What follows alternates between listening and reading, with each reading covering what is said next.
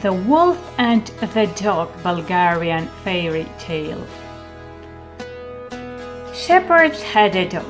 When he grew old and could no longer look after the sheep, the shepherds stopped feeding him.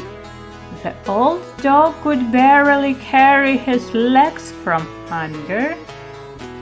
Once a wolf met him and said, "What will you give me when I get you fed again?" "Whatever you want, just make them feed me, otherwise I will die of hunger." "Then I'll come back in the evening and grab the sheep," said the wolf. "You cast me out, I'll leave the sheep and run away. The shepherds will see that and start feeding you right away." They agreed on that. When it started to get dark, the wolf crept up, grabbed one of the sheep and ran. The old dog chased after him, took the sheep and returned with it to the fold. The shepherds saw this and began to feed him again. A few days later, the wolf met the dog and said, "What will you do to thank me for the kindness? You see, I'm starving." "We have a wedding at home today, and a lot of things have been cooked," said the dog. "The wine is hidden under the floor, but don't drink the wine, because then you'll get into troubles." The wolf came, climbed into the house, ate well, and wanted wine. He sipped a little, but wanted more. He sipped again and again and got so drunk that became frolic. And he sang.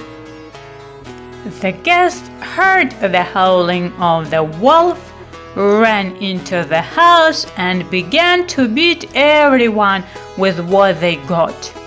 The wolf barely escaped, and then he came to the dog and said, "I did you a favor. You were respected and fed, and you called me to be beaten? If so, I will fight you." "If fight, so fight," answered the dog. So the wolf went and collected all the animals from the forest, bears, foxes, hares. And who will the dog call? He went, poor thing, called the cat and the duck, and so they went to fight. The cat was in front, the duck was following him, and the dog was running behind. The wolf's friends climbed the trees to better see what kind of army the dog would lead. The cat in front wagged his tail, and the duck was following after him and saying, "Quack, quack, quack, quack." The bear saw them and said to the wolf, "We are going to get into troubles here. I heard the cat calling. We will slaughter them, we will slaughter them all. And the duck called us quacks, quacks, quacks, quacks."